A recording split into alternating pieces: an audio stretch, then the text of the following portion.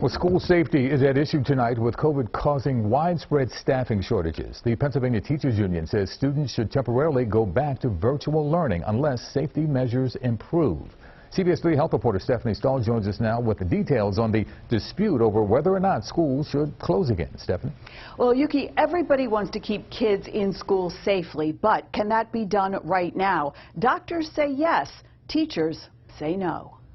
Schools are not safe to open, and there's really no quality of learning going on. The president of the Pennsylvania Teachers Union says there's chaos in many schools because of dramatic staffing shortages caused by COVID. The kids' learning is suffering because they're not able to run a quality, efficient program. The AFT wants mitigation reinstated in schools. That includes negotiated vaccination mandates, masking requirements using KN95s or greater, and asymptomatic testing, regardless of vaccination status. If that doesn't happen, the AFT says in-person learning should pause for 2 weeks. Students would go back to virtual learning. We want to do everything we can to keep kids in schools, but we also want to make sure our teachers feel protected and feel safe. Dr. Cameron Webb with the White House COVID response team says Philadelphia is on a priority list to get more federal resources to improve testing. You say that help is on the way, but it's not here yet. And what the teachers union is saying is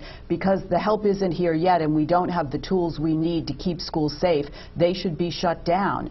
Do you agree with that? Well, I can't speak to the specific situation in Philadelphia. But he did say there will be more FEMA sites opening in Philly. We don't need to be terrified of this virus. On the medical front, David Rubin says the policy lab at CHOP has revised its school guidelines because the less dangerous Omicron variant is now so widespread. It says students and staff who have COVID can return to class in 5 days and testing isn't necessary. Also, those exposed without symptoms should be allowed to stay in school. So having masks in school is still a significant barrier to transmission, but we accept that there is going to be some transmission, but that it's more important at this phase to keep kids in school.